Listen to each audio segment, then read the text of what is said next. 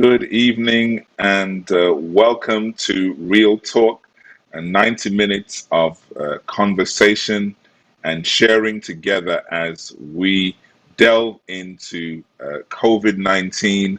We have entitled it Vaccines, Variants, Vaccines, from Conspiracy Theories to Informed Decisions. I'm Pastor Gary Gordon, Senior Pastor of the Lauderhill Seventh-day Adventist Church, and it's my pleasure to welcome you to this very special program. Now, this is a conversation. This is a time for you to hear some science, some hard facts, some truths about COVID, and also the impact that it's having on our community, and also how we can best deal with the reality of this pandemic. We thought it was going away, but it is here, and we must find a way to deal with it in the best way. And so this evening, we are going to get right into our conversation. We want to say to you right now that we encourage you, if you're watching on Facebook or YouTube, to share this broadcast. Everybody needs to hear this. This is very important. This is a matter really of life and death. And also, we want to say that we are looking for your contributions and your comments and your questions. And so this is not a monologue. This is a dialogue. We need to hear what your thoughts are.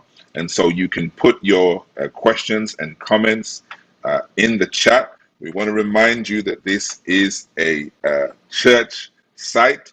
And so we're saying we know there are issues. These issues are passionate, and we all have our views, but we want to be respectful of other people's views, and we will ensure to moderate the chat appropriately.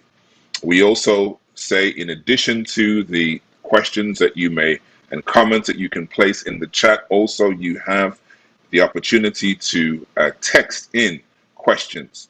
And that number is 954-667-7696. And you'll see that on the screen popping up throughout the broadcast. So you'll have opportunity to text in your questions. At the end of the presentations, there will be a time for question and answer, and that will be in the form of the chat or direct questions that you can put via text. The objective by the end of this is that we will be able to make informed decisions, not based on theories or fiction, and may I even say some foolishness, but really on hard facts. What is the best way for us to take care of our health, not only ours, but the health of our community? And we have some very distinguished panelists here who are going to share with us on this evening. And before I introduce them, I want to invite us to pray at this time as we ask God's blessing. Father, we thank you for the gift of another day. We thank you for giving us wisdom so that we can navigate these challenging times. And as we have this open forum, this virtual town hall, we pray for your divine spirit to come amongst us and teach us, Lord, and help us to not only hear, but to learn and to grow. And we thank you for this in Jesus' name. Amen. Amen. All right, and so now we want to introduce our panelists. And first up, we have Dr. Wilmore Webley, PhD, who is an associate professor in microbiology and director of pre-med, pre-health advising at the University of Massachusetts Amherst. Dr. Webley is a proud Jamaican, born in Dry Hill District in St. Catherine, and that's where he attended his high school and college, completing a Bachelor of Science degree at the medical technology at Northern Caribbean University. I'm sure you have a few of your batchmates on, and those who are graduates of Northern Caribbean University. He also earned a Master's of Science and PhD in microbiology at the University of Massachusetts Amherst, with expertise in immunology, infectious disease, host pathogen interaction, with a concentration in, wait for it, vaccine development. Yes, that's right. Dr. Webley is a Fulbright Scholar, a recipient of the Manning Prize for Excellence in Teaching and the Distinguished Teaching Award in recognition for outstanding teaching accomplishments, a recipient of the Black Student Union Award for outstanding devotion and dedication to the profession, and a Commonwealth Honors College Faculty Lecture Series Award. He has many awards and recognitions, and we are grateful for his presence today. Dr. Webley has research which focused on infectious diseases, mechanisms, and the role of specific infections in chronic diseases. Specifically, the Webley Lab is pioneering work in chlamydia vaccine development and the role of pathogen microbes, and we are grateful for his presence here this evening. Dr. Webley, welcome, and we thank you for what you will share with us today. Next, we have a very wonderful and gifted lady, a very close friend of the Lauderhill Church family, Tiffany Wilson. Tiffany is co-owner of Mother-Daughter Primary Care, a medical practice located in the heart of Plantation, Broward County, South Florida. She co-owns with her mother and fellow nurse practitioner, Angela John. Tiffany began her healthcare career in nursing over 12 years ago and graduated from the University of Miami, I guess I should make the sign, right? Nursing program in 2008. Tiffany received her MSN degree and training as a family nurse practitioner from Nova Southeastern University in 2015. Her core philosophy approach is that symptoms are manifestations of underlying dysfunction directly connected to individuals' physical and biochemical uniqueness. Her goal is to help strengthen preventative healthcare in her community through early diagnosis and intervention. Her mission is to utilize her training and education to teach patients the pathways that promotes a state of well-being, which will empower patients to make informed decisions about their health.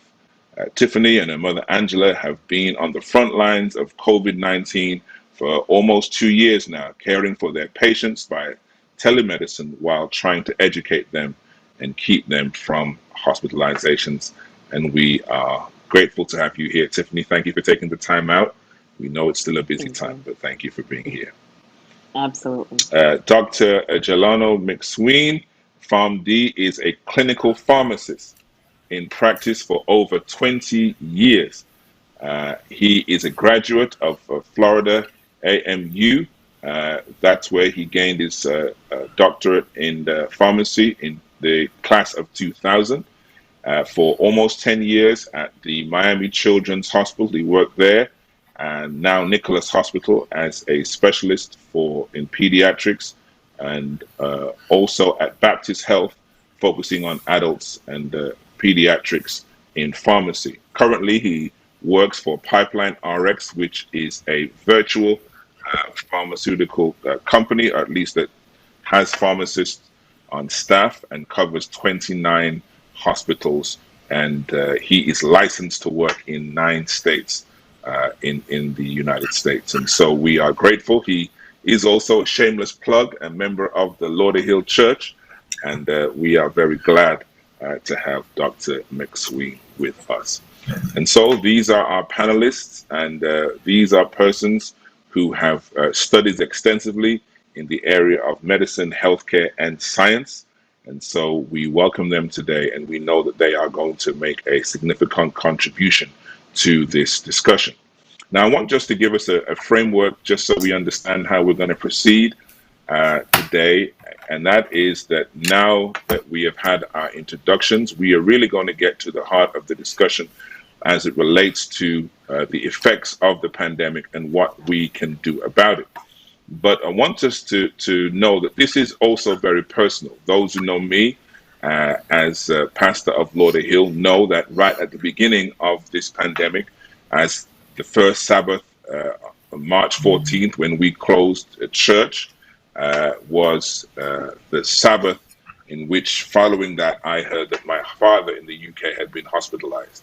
And sadly, he became one of the very earliest, even in our city, victims of COVID-19. And this has impacted, I know, all of our panelists personally. And so before we hear from Dr. Webley and then Tiffany and then Dr. McSween, which they will present, we want you to think of your questions and put them in the chat. It's, just like Dr. Webley said, this virus doesn't really respect anyone. Doesn't matter if you're rich, poor, if you're religious or not. I lost a close friend, back at the beginning. She had a renal disease, so it made pretty much care for her, and she was going in and out of the hospitals. She did not contract the virus, but because she got to because the ERs were overrun, and because she was having a lot of different complications, they could not, unfortunately, be addressed quickly, especially when the virus first came out back in April of last year. So when they got to her and dialyzed her, and she died by herself, and we were, I put, she was a Christian. Thank God she believed in Jesus.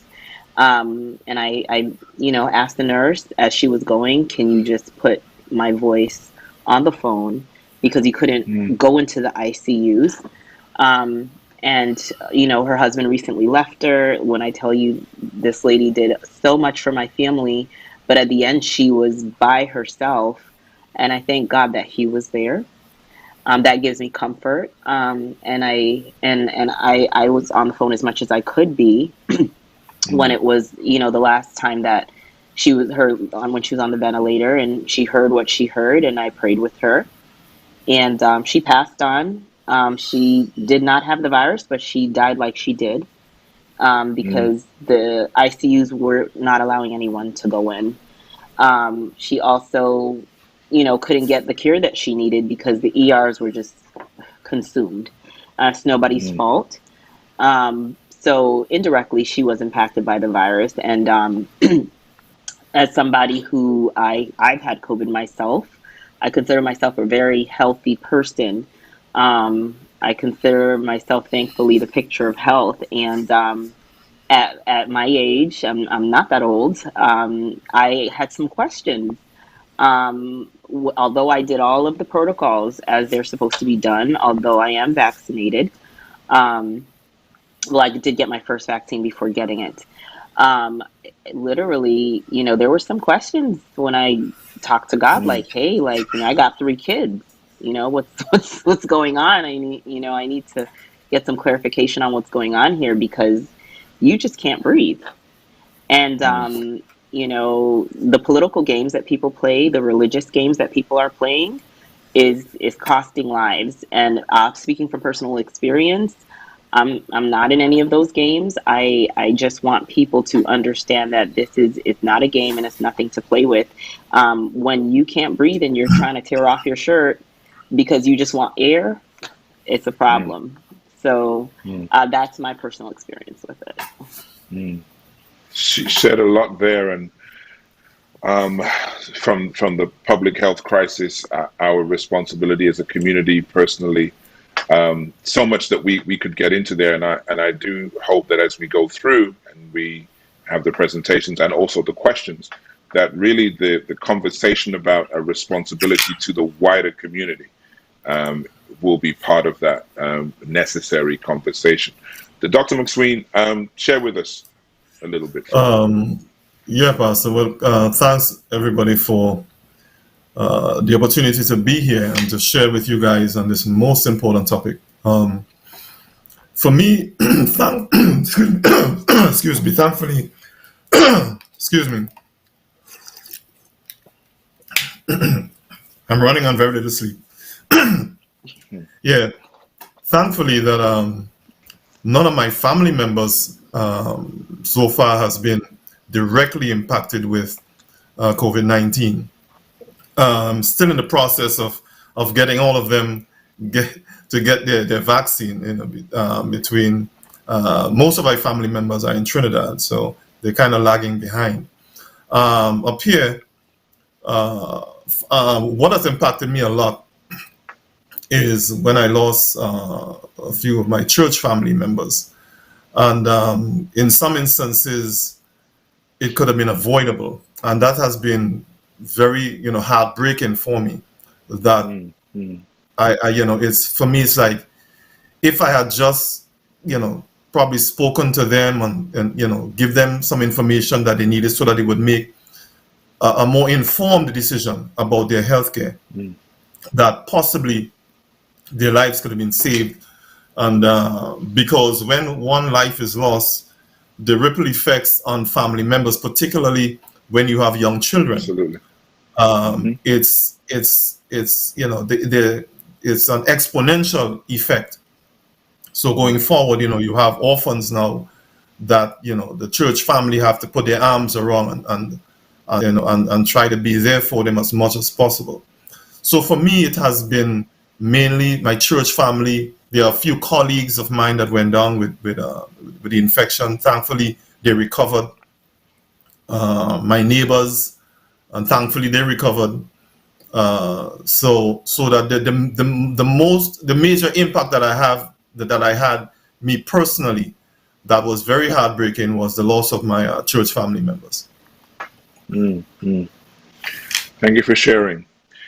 So once again, for those who have just joined us, we are looking at this very important topic, the COVID-19, and right now where we are facing the challenge of these variants, questions about vaccinations, and we want to move today from suspicion and speculation to facts. We're going to put away fiction and as I've said it before, it may sound rude, but some of it is just downright foolishness. Pardon me for saying that.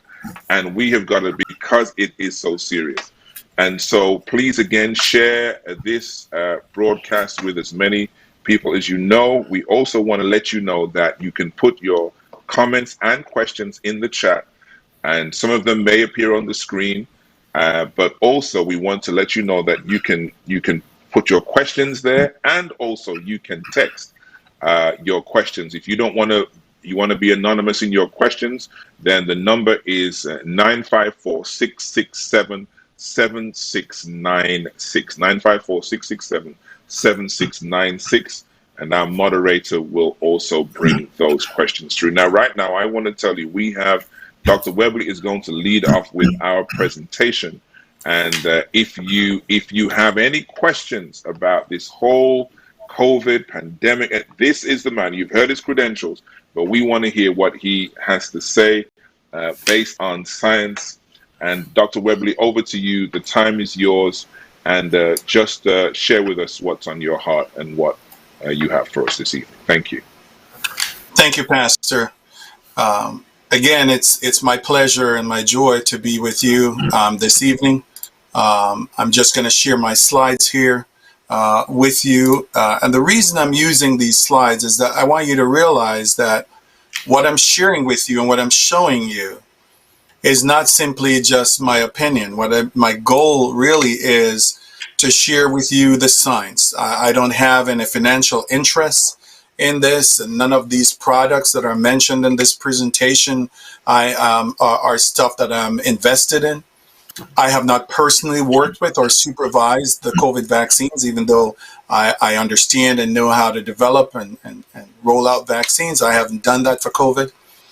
It is my goal this evening to explain the science that is supporting what the pandemic is, vaccine development, and these COVID vaccines, and not my goal necessarily to convince you that you should get vaccinated. But I think if you're going to make that decision, whether or not to get vaccinated, it is important for you to have the right information so you can make that decision from an informed place.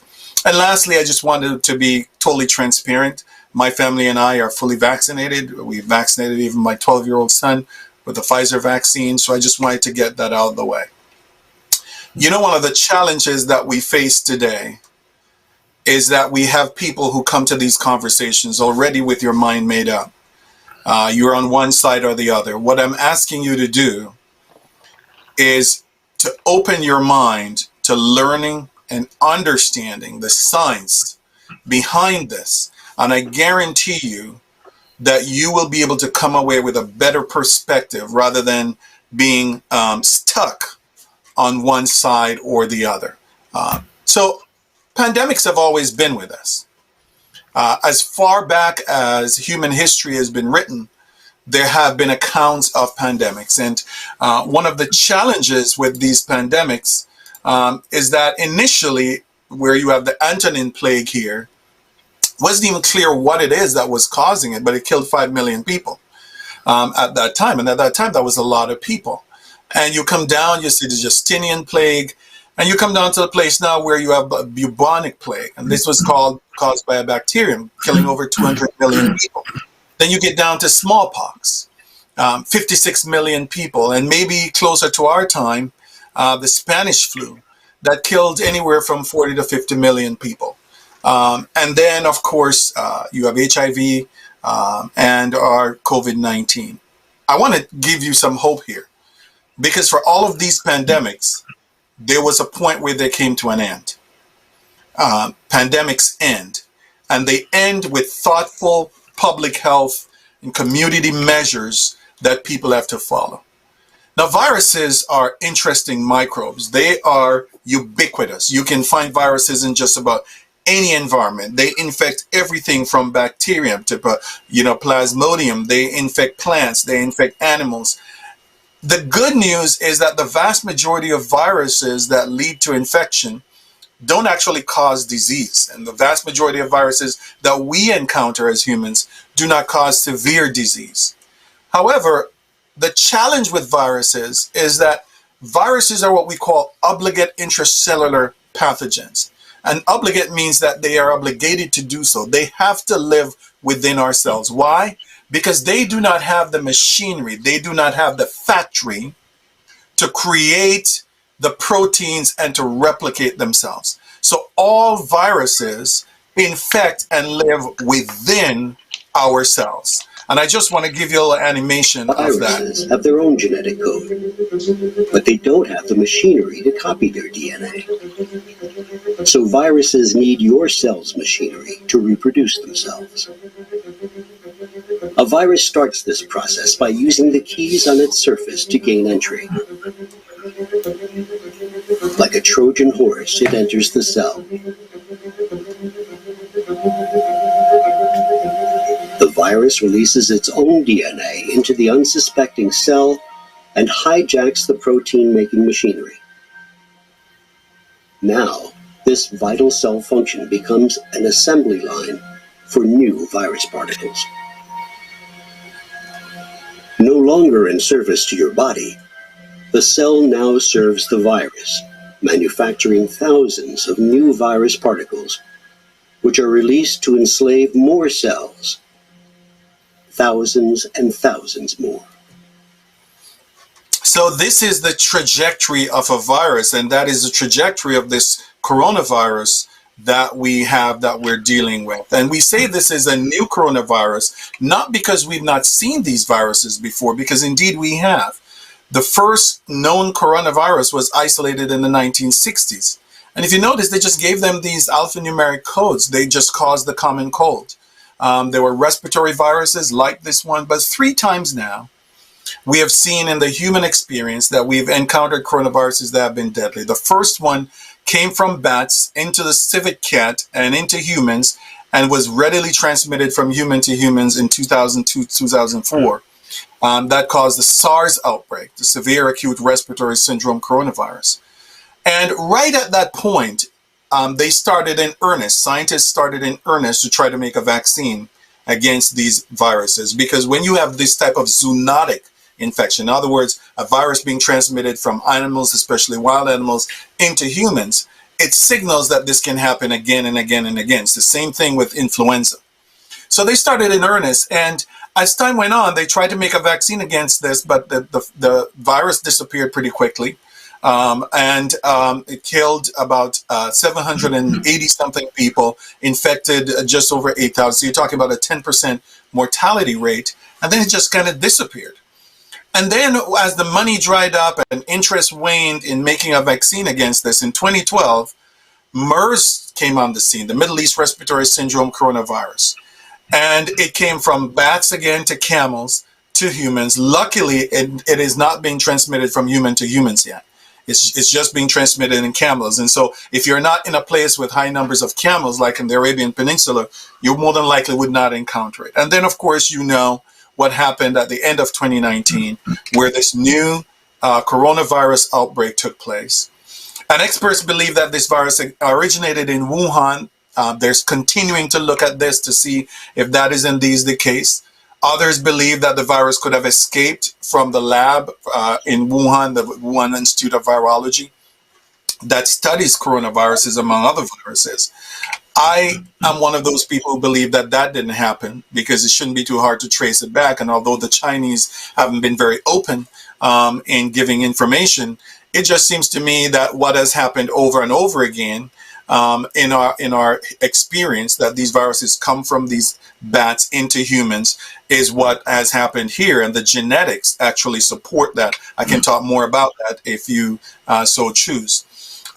The other thing that I want to point out right away is this a family of viruses. The family is called the coronavirus family, and each member has its individual name. And so the family got its name because when you look at the image of it, you can see these little spikes around it, and it gives it the impression that it looks like a crown. And in this animation, you're seeing that crown-like look. And that's how it gets its name, because corona in Latin actually means crown. And so essentially what you're seeing here in the next image is a cell that has been infected by these coronaviruses. And essentially what you have is that this cell is actually dying. Within 10 minutes of attaching to these cells, this virus can actually get in. And within 10 hours, it can actually lead to this, where you have over 1,000 new viral particles. So within 24 hours, you can go from a single viral particle to having over 100,000 viral particles that are released into the environment, causing this type of issue. So this is a serious virus that is very efficient and very effective at what it does. And what it does is that it actually attaches to our cells using these spike proteins. These spike proteins are actually the keys that the virus uses to unlock our cells to get in. There is nothing unique, so to speak, about the spike proteins. They're literally just proteins covered with some sugars, but they have changed or evolved to bind to this protein that we have on the vast majority of cells in several organs of our bodies. And once it gets in, it releases this genetic material, and the cell uses its factories to copy and make all the proteins that the virus needs. This virus has about 30 proteins, and the cell is able to copy and make all of those proteins, and it exhausts the cell. And that's how the cell often dies, because the cell's factory is being overworked in order to create these proteins for the virus. And so to date, we've had over 211 million people who have been infected. 4.42 million people have died from this virus. And so people say that this virus is just a simple thing that no one should be concerned about. And when they actually looked at the true estimate, when they looked at the deaths that we had in 2016, 2017, 2018, 2019, and they looked at the deaths of 2020, what they saw was that there is an excess number of deaths ranging from 7 to 13 million people worldwide. And they feel that that is the true death toll of coronavirus, 2 to 3 times what I just showed you as the number that we've measured here. Again, this virus infects by using the spike protein. And again, I'm referring to it as the key that the virus uses to unlock our cells by binding to a protein that is found on many of our cells. This ACE2, this angiotensin converting enzyme, is found on several organs and several organs of our bodies. From our lungs to our heart to the liver, the placenta, you name it. You have cells that have this on it. And this is important when we think about the type of symptoms and signs that we get from this virus, the sequelae that comes with getting COVID. Because essentially, this COVID virus is able to bind to our cells using any one of these about 70 to 100 spike proteins that it has on its surface. And once it attaches to these cells and it gets into our lungs through ear droplets with anybody who coughs or exhales or sneeze, can get on their hands, they can touch surfaces, or could they float in the air and you can pick it up in that manner. Anything else that you touch without actually washing your hands, if you're shaking somebody's hands, if you hold on to a pole in a subway, if you hold on to a doorknob and somebody goes and they touch that immediately, that is a way that you can actually get this virus into your system. And once that happens, it starts a lung infection. And here's a cartoon of a normal lung, and here are the alveoli, these little sacs, ear sacs towards the bottom of your lung. And this is actually where oxygen and carbon dioxide exchange takes place. They're loaded with blood vessels throughout. And when somebody has pneumonia of any type, and different microbes can cause pneumonia, these sacs are typically filled up or start filling up with mucus. That makes it harder for air to exchange. And as you start having trouble with these mucus-filled areas, number one, you're retaining more carbon dioxide, but you're not having the level of oxygen saturation that you need. And as a result of that, your oxygen levels get low. And here's a CT scan showing you a normal lung, and here's a COVID lung. And all of these white blotches is the mucus in the alveoli that I'm talking about. And you can see that in this person, it just becomes very, very hard to breathe. In addition to that lung issue that we see from COVID, we see other issues that go on long term. Fatigue, headache, shortness of breath. Some people have fever. Some people lose a sense of smell and taste that hasn't come back. Other people have chest pain. All of these people experience anxiety and depression. And for some individuals, these go on for weeks to months later. There are people who have had COVID 8 months ago, and they still experience these symptoms. We call them long COVID. In addition, because COVID leads to blood clotting, and I'm sure that you'll hear some more about this, you can actually have blood clots lodge in the small blood vessels in the extremities, your fingers and your toes. That can lead to gangrene. And you could lose those extremities because they could pick up an infection. And probably one of the more significant things that I've seen recently popping up in especially patients who were hospitalized because their COVID symptoms were serious enough to take them to the hospital. It turns out that one of the organs that this virus infects is the pancreas. And it specifically infects the beta cells in the pancreas. Well, these are the cells that produce insulin. It turns out that we're born with all the beta cells that we'll ever have. And so when coronavirus infects these beta cells, it actually destroys them. And after it has destroyed a certain threshold of them, you actually left in a state where you don't have enough insulin to take up your glucose, and so you have what is called post-COVID diabetes. These are some of the things that happen with these viruses. Now, you've been hearing about the variants recently because as these viruses replicate, they make specific mistakes, and that actually leads to these variants. Every time a virus infects a person, it uses their cells to make copies of itself, replicating this complex code again and again and again. But eventually, it makes a mistake. Sometimes it deletes or adds a letter, sometimes it flips them around. That mistake is called a mutation, and it slightly changes the instructions for making the virus. That slightly altered virus is a variant. Since viruses are constantly going through this copying process, it's normal for them to change over time. So that is how we actually end up with variants. And so essentially, what you have now is that you have multiple variants. And we know about the Delta variant because it turns out that of all the variants, Delta seems to be one of the worst. The initial COVID strain infected 1 to 3 people from one person was infected. This Delta variant, one person can infect up to 7 people. And that is why we're seeing so many more cases. And we know that the vaccines that were once really, really effective at preventing transmission and symptoms have lower levels of effectiveness against you contracting the virus, although they maintain a high level against you actually getting hospitalized and dying from the virus. And so one of the things we continue to see is an increase in this country of cases over the days. We're seeing that increase, and you're seeing headlines like these. Alabama has no more ICU beds available, according to the states, and this is replicating.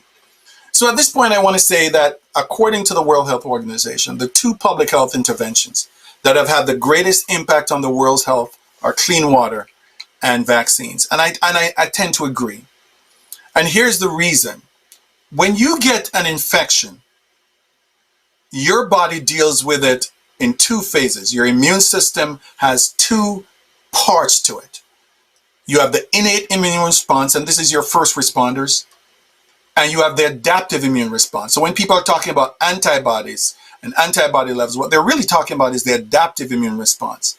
That does not kick in fully until 2 weeks after you've gotten infected. What kicks in immediately is this innate immune response. And with COVID, what we've seen is that a number of people, especially older individuals, we're just now beginning to understand the mechanism of how that is happening, do not respond very well with this first response, the innate immune response to this virus.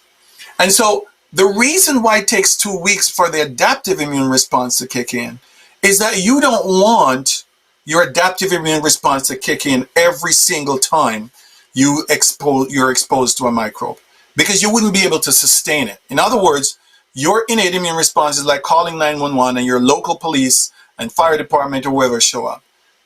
The adaptive immune response is like calling the Pentagon and getting troops deployed. Number one, it takes time. And number two, once it's deployed, it takes a long time to draw down. And when you have a war, you just have to look in war zones. You have a lot of damage. It's a lot of collateral issues that are happening. So we call that response that takes that 2 weeks to happen. And the reason is that it takes your immune cells that amount of time to replicate, because you have very few cells in the body, very few immune cells that recognize the proteins on that new virus that is never seen before. And those now have to do what is called clonal expansion. That's the way we were made. They clonally expand until you get a certain number of them to create this amount of protein. So this is called your primary immune response. And it's always going to take about 10 to 14 days for it to be noticeable. However, if you ever get that same virus again, or microbe, whatever microbe it is, not only is this immune response shorter, but it's more robust. This is called a booster response or a secondary immune response. So what took 2 weeks then takes just 24 hours now. And that's why for some of you who have gotten the vaccine, what you notice is after you got the second dose, especially within 24 hours, you probably had fever and stuff. That was your immune system blowing up.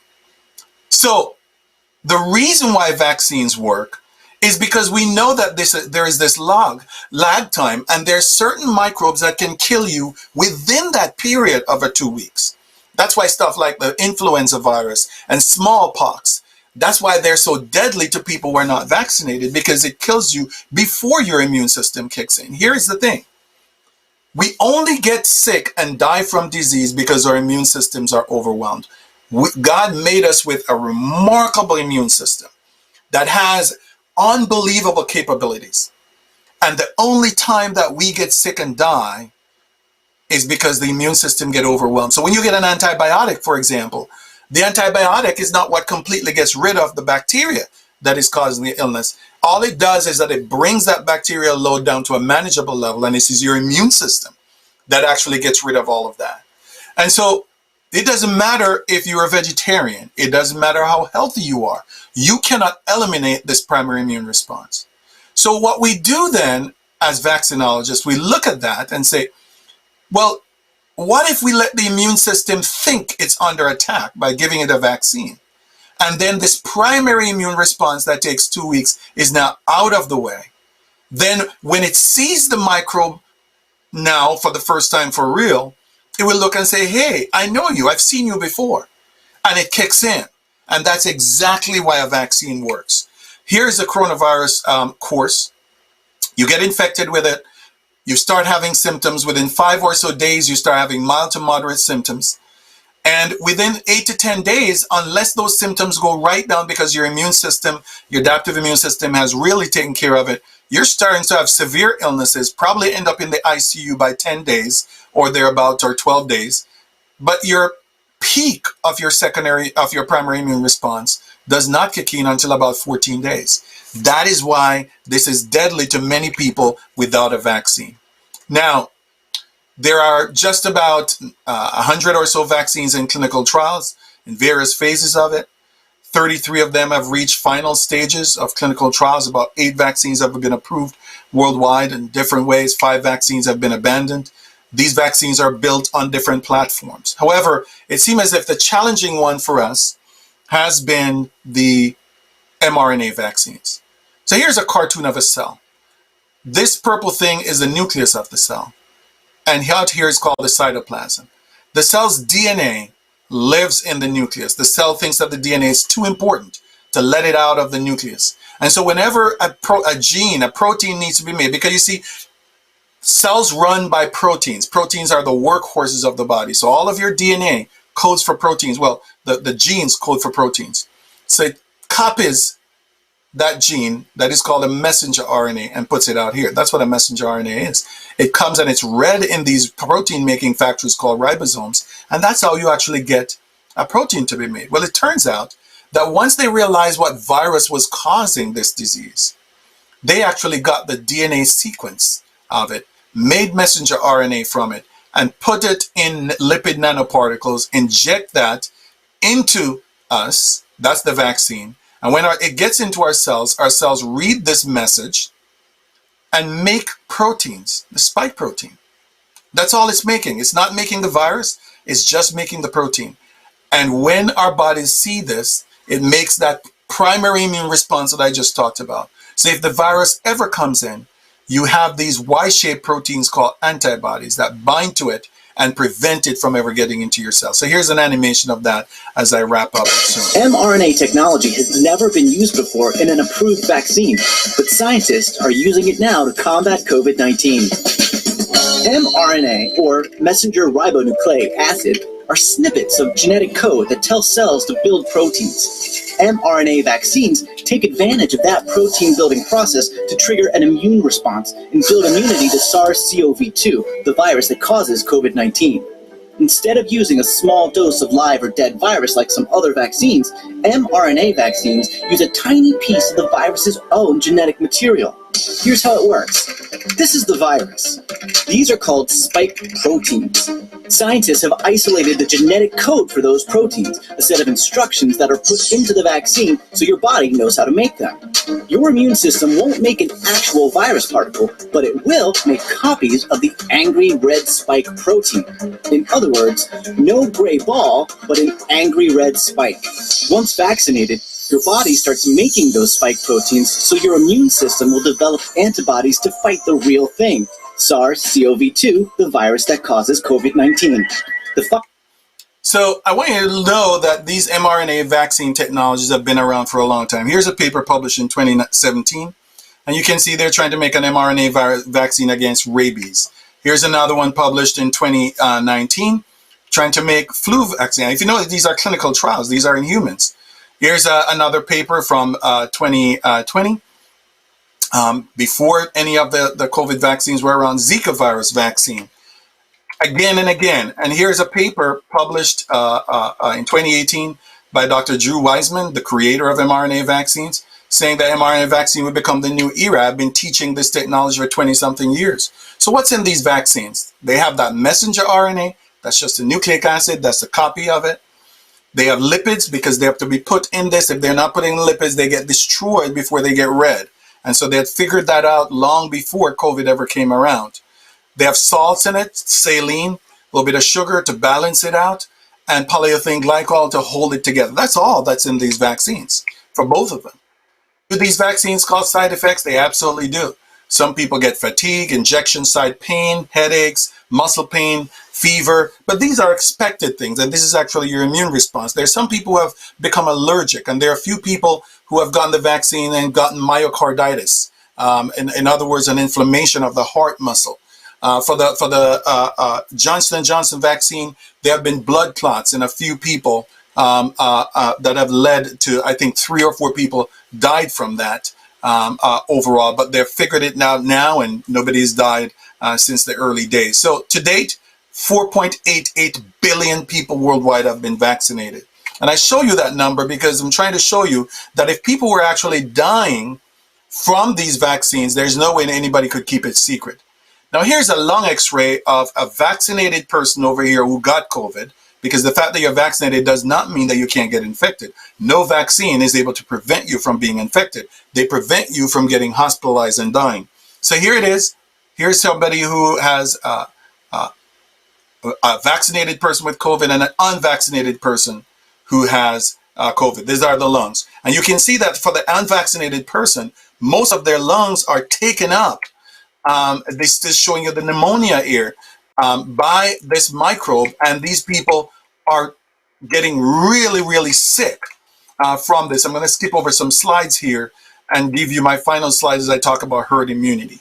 The idea of herd immunity is that the more people in the community who are vaccinated, the more likely it is that you're able to stop this virus. There are people who can't get vaccinated, or who, even if they get vaccinated, it doesn't work very well because they're immunocompromised. Now, if you have a variant that's really, really strong, even if you're vaccinated, as I said, some people could still get infected, but you're still able to hold down the virus from running out of control compared to an unvaccinated population. And that's essentially where we want to get to. So herd immunity is like having these fire breaks in a forest. You know, for modern forests that they're planting now, they don't just plant trees continuously, they actually have a break. So if fire starts in this area, you burn out this area, it won't go over to the next ones because there's actually a big space in between it, and that's a fire break. So I'll stop here, and then we can take some questions later, and I can answer some of your questions then. Thank you so much, Dr. Webley. There's so much there, and I've got to hold myself back. I see some comments already in the chat, but continue to put your questions in the chat, and also to text. That number went and came back so quickly, 954.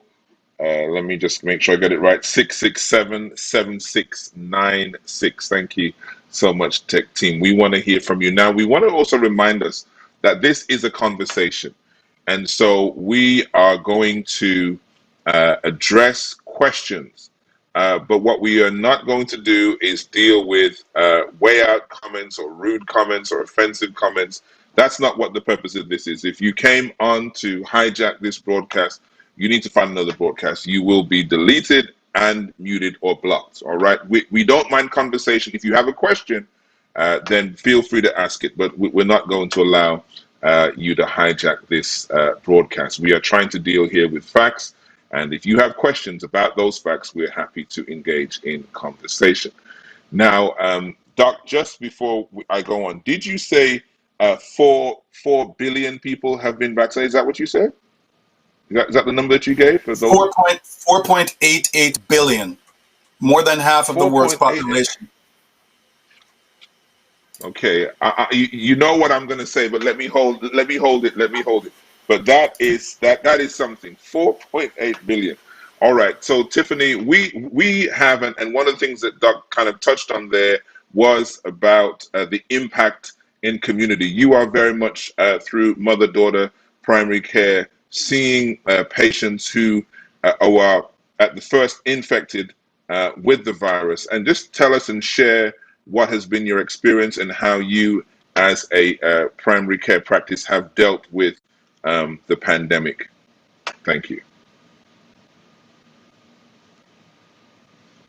Okay, just check your mute there. Okay, good. Mm-hmm. Oh, am I off of mute? Yeah, you're good. You're good. Okay. You're good. I said thank you, Dr. Webley and Pastor Gordon. I definitely took some notes because that information, like I said, was super impactful. In the community, we do primary care. So where me and my mom serve, we serve in Plantation, Florida, and our patients, even patients that are not ours, if they're in the state of Florida legally, if they call us, we are allowed to treat them for COVID-19 via telemedicine, and that has been the case. So in the community, what I'm finding, first of all, even before I got on this on this board, this meeting, I already have COVID visits. I have COVID visits 7 days a week.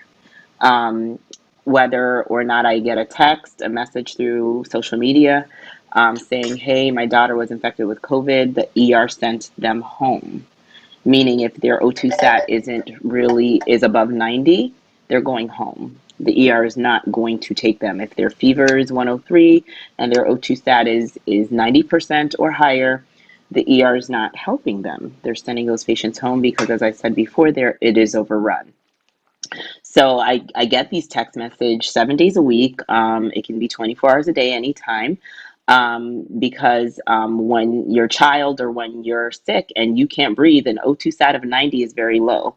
And they're not going to help you, and they're not, unfortunately, they're not keeping these patients, even if they have comorbidities, meaning other medical conditions. They're sending them home and said, when you're sicker than this, come back. So, of course, I get the text, I get the message. I don't know what to do. I'm scared. I'm afraid I'm going to stop breathing this evening. So literally me and my mom are on unfortunately during this time 24 hours a day, 7 days a week. What I've noticed in the community in regards to COVID and this Delta variant, I'm just going to share a few facts of what I've noticed about my patients, and a few facts via the CDC. So first of all, the Delta variant is highly contagious. It's 2 times more contagious as previous variants. So people are getting infected literally if they're even in the same room with someone who has COVID they never touched or anything, they're still getting infected. And it's literally people are bewildered on how they can be in the same room, be masked up with N95 masks, and still have infection. And that's because it is 2 times more contagious than previous variants.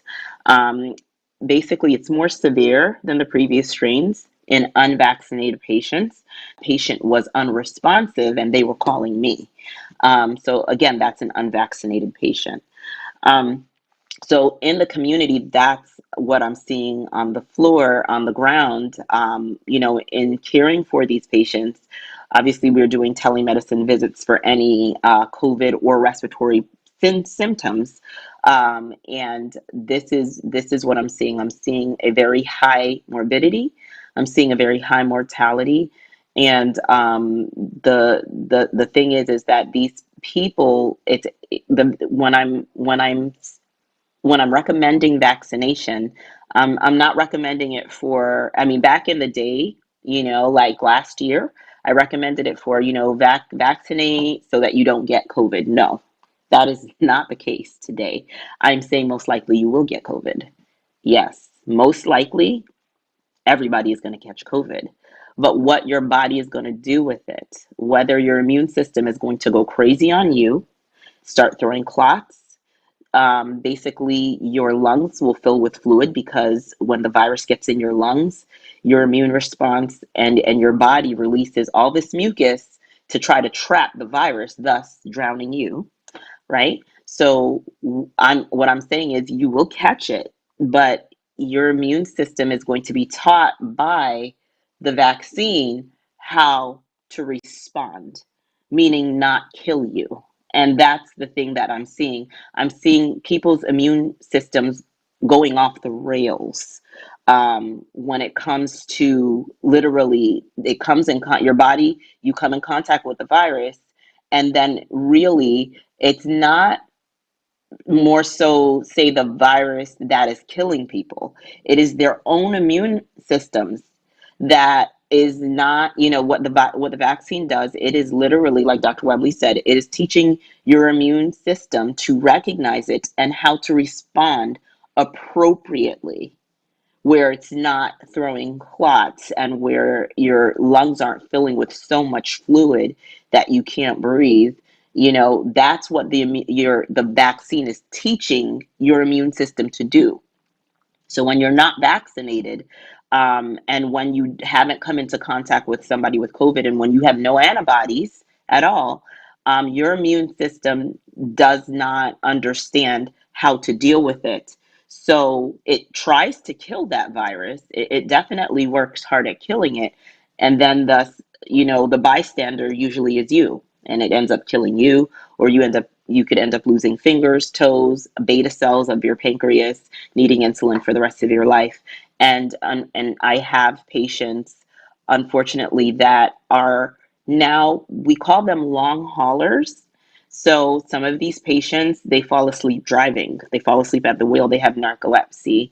And it's not, I send them to neurology, I send them to specialists, but this is so new that unfortunately there really isn't treatment for the long haulers. Some of them have never tasted again or smelled again. Some of them have become obese because they tell me they're eating so much food trying to taste that now they're overeating. Some of them have lost digits. As you saw in Dr. Webley's slide, they've lost toes, fingers. Some of them have thrown clots and have developed pulmonary embolisms, where not only after COVID, and during COVID, you're in a hypercoagulable state. So that means your blood is extra thick. So once again, that's an immune response, right? That's your immune system working over time to kill the virus, thus killing you. So, some of them have thrown clots and ended up on ventilators even weeks after they've had COVID, right? So they'll be out COVID, a week out, 2 weeks out, and they call, I can't breathe. And my first response is, don't call me, call 911 right now. And they've thrown a blood clot in their lungs, and sometimes they can catch it, and they can put the patient on heparin, and they can try to shrink and minimize the clot, and sometimes it's too late. So that's why from my standpoint in the community, I am highly recommending everyone over the age of 12 be vaccinated. I can share personal experience in my personal household when we caught COVID. My daughter, unfortunately, she was not vaccinated because she had the meningitis vaccine about a week prior, and you want to separate vaccines. You want to give that vaccine like a month later. And she's the one that suffered the most in this family once when we were all diagnosed with COVID-19. She had the longest symptoms. She still has fatigue. She still sleeps all day. And, unfortunately, I'm praying at 17 years old, like I said, and like Dr. Webley said, and like we all said, it doesn't respect any person, young, old. At 17 years old, I'm praying that this is not going to turn into something that's going to be something that follows her throughout adulthood. And it was simply because she didn't even get the first vaccine yet. Me and my family, the rest of us, we were vaccinated with the first vaccine, and our symptoms, weren't as bad as hers. One vaccine offered that level of protection. One, not even we're not fully vaccinated. I'll be totally transparent. We're not fully vaccinated, but one vaccine provided that level of protection. And she says it all the time. I wish I was vaccinated. And I see in other homes, in other households, this vaccine unfortunately has been very politicized. Husbands get the vaccines, wives don't. Wives get the vaccines, husbands don't. And unfortunately, the unvaccinated are the ones that end up in the ER, in the ICU, and on a ventilator. That's what I'm seeing. And it doesn't matter the age. What matters literally is if they are vaccinated or they are unvaccinated. So at this point, I get a lot of questions about, oh, what about vitamin D and zinc and Vitamin C, and I recommend. Let me tell you something. I recommend everything in addition to the kitchen sink, in addition to that being vaccinated. So yes, I recommend vitamin C. I recommend zinc. I recommend vitamin D.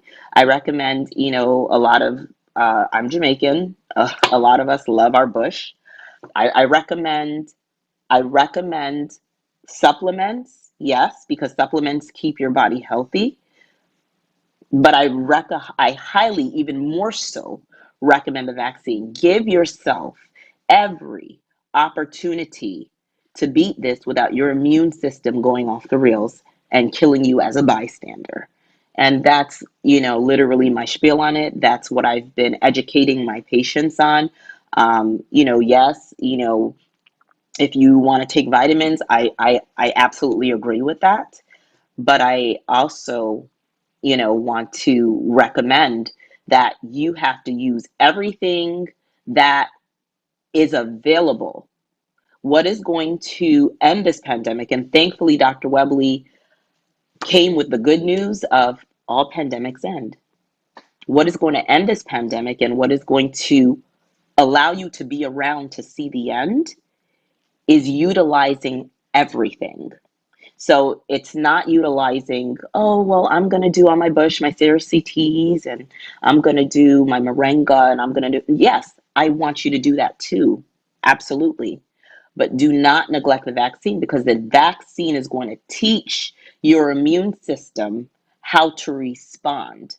There is no bush, and I'm sorry to say, but there is no supplement that is going to teach your immune system how to respond. In the history of vaccines, as Dr. Webley said, that is what vaccines do. Why is polio gone? Why is none of our kids growing up as adults in braces? Why is, the Spanish flu that killed millions of people, why don't we suffer from that today? It's because the vaccines have taught our immune systems over time how to behave. And COVID-19 is no different. It will end, but it will end with casualties. It will end with casualties. And why we're doing this is because we don't want any of our viewers to be one of them. So, that's pretty much what I'm facing, what a lot of primary care offices are facing. We're overwhelmed. We're exhausted. The ER nurses, the doctors, we're exhausted. We're tired because we see people come in with this political argument. Well, we're not getting vaccinated. We're not doing anything. But they come in literally, and when they come in and when we're face to face with them, we're exposed too. So literally take care of yourselves and each other, get vaccinated. And I'm going to pass this on to Dr. McSween at this time.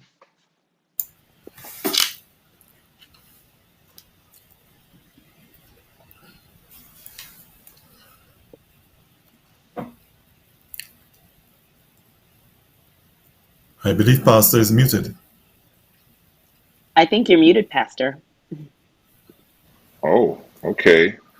Well, I'm not sure how. Oh, right. Okay. So 95%. Can you hear me now? We good? Yes. Yes. Thank you. That we are 95% of those currently are unvaccinated. I mean, that's a staggering statistic. And you touched on, again, so many things there, and we're getting questions that are coming in by text, even as we speak.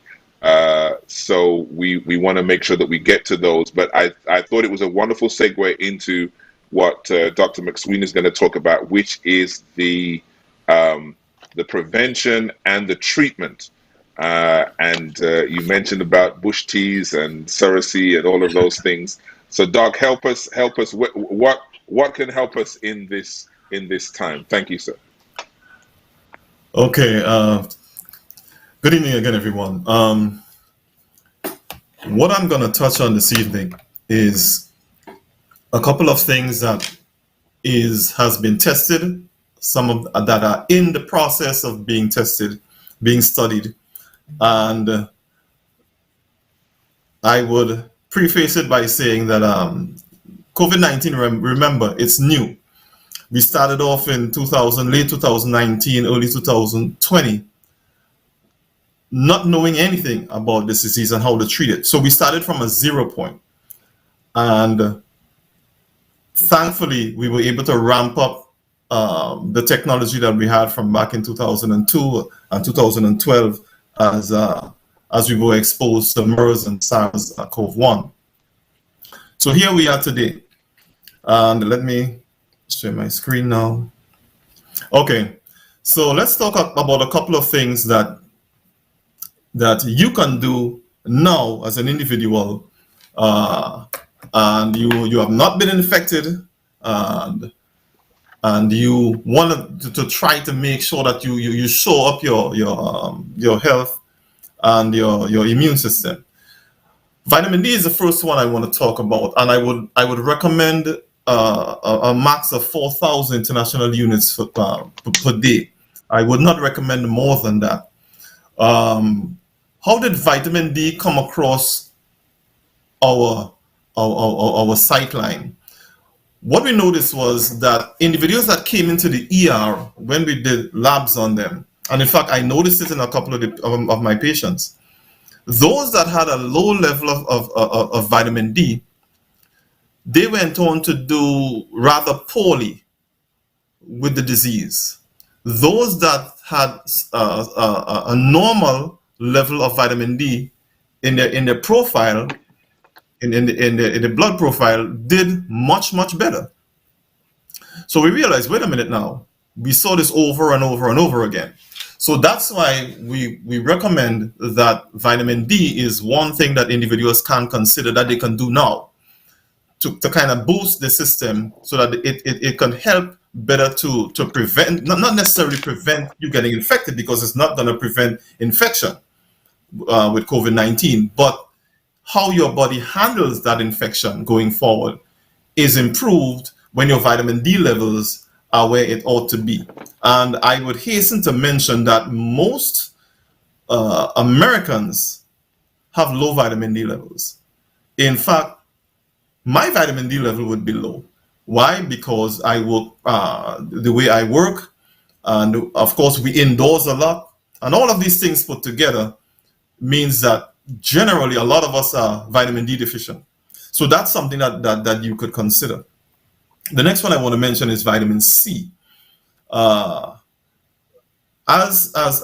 Tiffany mentioned, these things are not curative. These things are not is not gonna prevent you from getting the infection.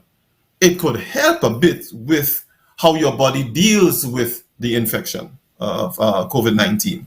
The third one I want to quickly hasten on because I'm looking at the clock. Zinc. In fact, I give zinc also to patients, to inpatients. But for the outpatient, I would recommend for the max of 40 milligrams of elemental zinc. And you can find that, in various multivitamins, or you can find it in zinc itself. So there's a multivitamins with minerals where you can probably get the vitamin C and the zinc in there.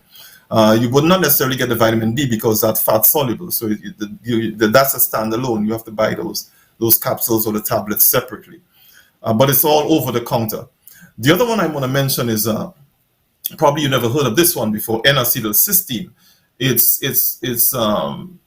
is the basis of the N-acetylcysteine is from an amino acid, obviously the name cysteine, and we use it a lot in other disorders. In fact, I use this a lot when I was at Miami Children's for these kids that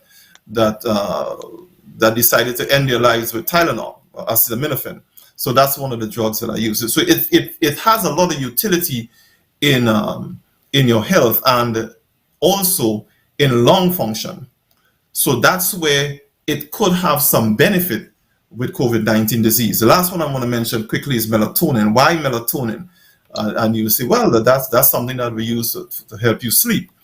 What we have noticed is that individuals that have adequate sleep, particularly the earlier hours of the night, I'm talking about 9, 10 at night, if they have that start time as their sleep, they take off all their television sets and all of that, and they get that type of sleep from that period onwards, at least about 7 hours. we've noticed that those individuals, their immune system is more robust than the individual that is sleep deprived. So those are the 5 I want to quickly mention as some of the things that you can do as an individual that could help boost your immune system. Now let's talk about some COVID-19 treatments. The name you would have heard earlier on tonight from Dr. Webley is monoclonal antibodies. And those are simply man-made antibodies in this sense, bamlanivimab and casirivimab and imdevimab, which is a combination product made by Regeneron. Those are 2 examples of monoclonal antibodies that are being used now with COVID-19 patients. And you've heard, now you're an expert, you listen to Dr. Webley carefully, and you learn about the spike proteins that are resident outside of the capsid of the virus. These monoclonal antibodies are the ones that come to block these spike proteins from binding to the receptor site, the ACE2 receptor site on your cell. So these are blocking the action of the virus from getting into the cell. That's essentially how the monoclonal antibodies work. Now, it's important that we get these into the patient pretty early in the sequelae of the viral infection. Why early? Well, if it's too late and the virus multiplies that much way, it overburdens the system, these would not be able to do as well. So that's why it's important. And now, not every patient is going to be prescribed these monoclonal antibodies. I mentioned here those patients that are at higher risk for hospitalization. Who are these patients? Actually, it's a pretty large group. If you're elderly, overweight or obese, pregnant women, those with kidney disease, those with diabetes, particularly those with immunosuppressive disease, because they can't mount an immune response as the normal individual, as the healthy individual.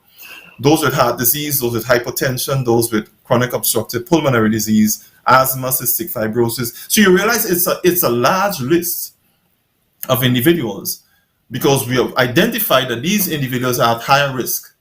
So if you can bring these patients into the doctor's office or to the treatment centers when they're diagnosed, and you can treat these patients with these monoclonal antibodies, it prevents the progression of the disease. This one, casirivimab, imdevimab, you probably would be familiar with hearing the name Regeneron about a year and a half ago with the former president.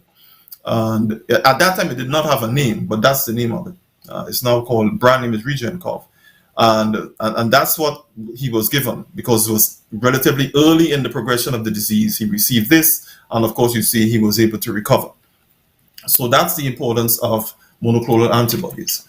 In terms of antiviral treatment, remember, COVID-19 is a virus. Now, this is another mistake that some individuals make. They think, okay, I got this infection, so what do I do? If I have some, I've had individuals come to me with this and said they actually tried this. They got an infection and they say, well, I have some antibiotics at home. So guess what I'm going to do? I'm going to take these antibiotics and I'm going to knock out this virus. Newsflash, COVID-19 is a virus. If you have an antibiotic at home, throw it away. Antibiotics are not to treat a virus. Antibiotics are to treat bacteria. So you're not doing anything there. So this is the only FDA-approved antiviral treatment. It's called remdesivir. So almost all of my COVID-19 patients, we get them on this, depending on where they are in the disease. We give them this from the first day, and usually we get improvements in 5 days. In some cases, we extend it 10 days.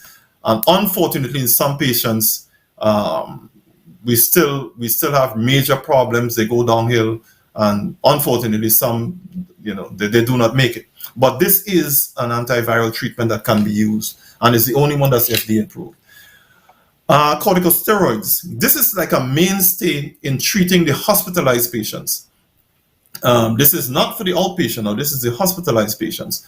And what this does, it helps to prevent the progression of disease of the disease and prevent the patient from getting to that point what we call having the systemic inflammatory response, where things just go haywire. And at that point, it leads to a lot of multi-system dysfunction. A lot of organ systems get affected. So this drug prevents you from getting to that point. So that's one of the earliest treatment modalities that we had early in this pandemic that we were able to use, and we found that we were able to get some good results. So, and it's a relatively cheap drug. Hospitals are well stocked with it. Although I think last week I saw some data that it's becoming a little hard to get now. But thankfully, this also is a drug that also helps. Let me mention a couple of study drugs. Individuals came to me already talking about ivermectin. That's a brand name Stromectol. It's an anti-parasitic med. It was rather curious to me how this drug came on the radar. However, there are a couple of the hospitals that I work with that decided, okay, let's actually do a study with it. So it's in a couple of the hospitals. In fact, there's one that I think is still ongoing. I'm still prescribing this drug to a couple of the patients. So it's being studied in this controlled setting. Preliminary results, this is my opinion. This is just my opinion now. It's not very promising. And I've heard stories as well of people who heard about ivermectin and they just ran with it, and they ran out there and they got in a couple of instances they got the ivermectin that we use in large farm animals because it's an anti-parasitic. So they took these doses that were designed for animals that weighed close to a ton, and they took that dose, and of course they ended up with some pretty bad outcomes, and they end up to be hospitalized because it's an overdose, and it's not, we haven't even finalized as yet that if it works and what the dosing would be. So that's what we're doing in that control setting in the hospital. So let me quickly move on. The other one that, and there are many, these are just three that I'm mentioning, but there are several of them that are being tested right now. Tocilizumab, it got an emergency use authorization back in June, and of course we use it again in hospitalized patients, and we use it also in pediatric patients, and those that are receiving corticosteroids like the dexamethasone I mentioned previously, and those that are on oxygen. So it's a monoclonal antibody, and it's showing some benefits. So that's why it got the EUA, because of the studies that were done earlier. So it looks promising. So that's the first step. It got an EUA. The next one I want to mention is tofacitinib. The brand name is Xeljanz. You probably would have heard about that. Probably a couple of commercials. It's a drug that was indicated for rheumatoid arthritis. There are some clinical trials going on right now with hospitalized COVID patients to reduce mortality. The jury is out. The trials are still ongoing. The jury is still out on how much utility we have with those meds. I want to end on vaccines, and those are the one treatment that I am certain of is going to save lives and has been saving lives. You've heard, I don't have to go through in detail. Dr. Webley did a very good job with describing how the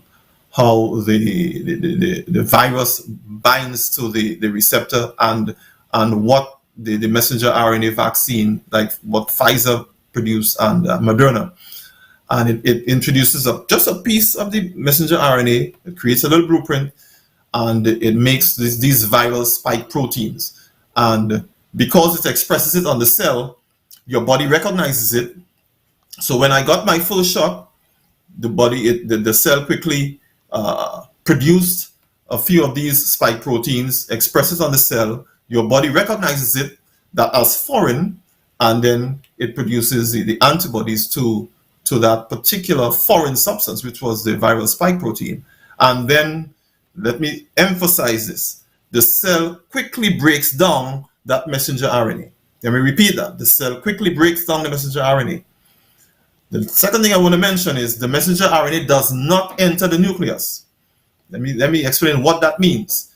In your nucleus is your DNA. So I'm going to dispel that right away. It does not enter your nucleus, so it cannot alter the DNA. Remember, this is just a fragment of a messenger RNA. It's not even DNA. It's a fragment, a little piece. So the spike protein, as I said, is expressed on the surface of your cell. That triggers the immune response, which then protects you from the COVID virus if it were to enter your body, because your body already recognizes it. One other thing I want to mention is individuals would have noted on your second shot, if you had Pfizer or Moderna, on your second shot 3 or 4 weeks later, you would have noticed your side effects. You probably may have not gotten any side effect in the first shot, but you probably would have gotten in the second shot. That's actually good news, because it's saying your body is responding now. Your body is already beginning to identify and react to it. So that's actually not a bad thing. It's actually a good thing. So finally, the other vaccine I want to mention is it does not work by the messenger RNA, but by a viral vector. In other words, it's escorted into your cell, uses the cell machinery similar to the messenger RNA to produce a harmless piece of the virus, which is again the spike protein. Is displayed on the cell, and the same thing happens, triggers that immune response. But it's not messenger RNA now, it's a viral vector vaccine. In other words, it's another virus, a harmless virus that transports into the cell to produce this spike protein. That's produced by Johnson & Johnson. That's the one shot. So that in a nutshell, I wanted to make sure that we have a little time for questions. So that I would stop there, and I would turn back over to Pastor Gold. Okay, Doc. Thank you so much. A whole lot there, and I'm really thrilled that each one of you have been able to pull together the various components of this conversation, which has led to a lot of questions. You've heard my phone pinging, and we have some on the screen. So we're going to get right to those right now. We have about 30 minutes. We did plan for a 90-minute program, but we're going to take at least 30 minutes to run through these questions. Some of them have already been answered, but we also want to just honor those who have taken the time to send them in. And so let me just go real quick to my screen here. So it says, okay, let me pull up this one. If Dr. McSween, what if your zinc says it provides 50 milligrams of elemental zinc? Do you still take it daily or skip a day? Oh, if it's 50 milligrams elemental, you can take it daily. You don't have to skip a day. 50 milligrams elemental, that's my max. I wouldn't go beyond that. You don't really need, anything beyond that. All right, and why is NACA recommended for short-term use? I don't yeah, that's the N-acetylcysteine. Okay. It's because of what it does. You do not need, because it's not considered a vitamin that you require every day. It's not even a vitamin. So because you have to treat it like it's a drug. It is a drug. And you have to treat it as though you're giving yourself a therapy, a short-term therapy. So I would not recommend N-acetylcysteine to be taken over a protracted period.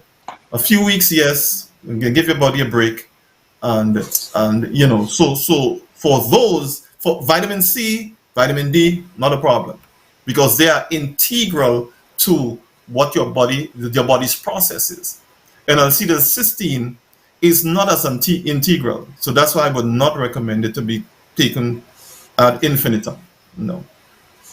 Okay, so a couple questions on text here.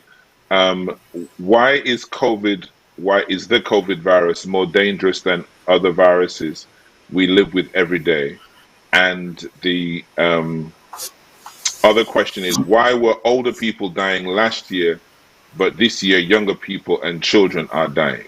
So, Dr. Webley Yeah. and Tiffany, if you could address this, why is it more dangerous than other viruses? And why are older people were dying last year and now it's younger people? So, if you could help us with that. Yeah, there are a few reasons. The first one is that this strain of the coronavirus is new. So our bodies hadn't seen it yet to build up any level of immunity against it. So you're coming in cold. It's like you have an enemy coming in, but you're prepared for this type of enemy. So that's number one. Number two, this virus, this strain of coronavirus is nothing like I've ever seen. And I've been in infectious disease for 30 years. It is multi-organ, multi-system involved. Most respiratory viruses stay in the respiratory tract. They infect the respiratory tract, and you have a pneumonia, and it stresses you out. You have the type of sequelae like what you heard before, but it would go away afterwards if you get over the pneumonia, and causing damage in your lung, and your kidneys, and your intestines, and your brain. And this multi-organ, multi-system, overwhelming inflammation that continues over an extended period of time is pretty significant. The third thing is that this is a virus that you can transmit without having symptoms. Very few infections ever do that, right? And so this was the low ball for COVID that we found out in the beginning, in the middle of 2020, that you could actually get this virus from somebody who showed no symptoms at all. So that's one of the reasons why this is a more serious virus overall compared to the other strains of coronaviruses that we had seen before. I'm sorry, I forgot the second question. Brian, the second one was, last year it was older people, this year it's younger people. Yeah. Perhaps you and then Tiffany can comment on that. Yes. Vaccines. You know, we prioritize giving the older people the vaccines.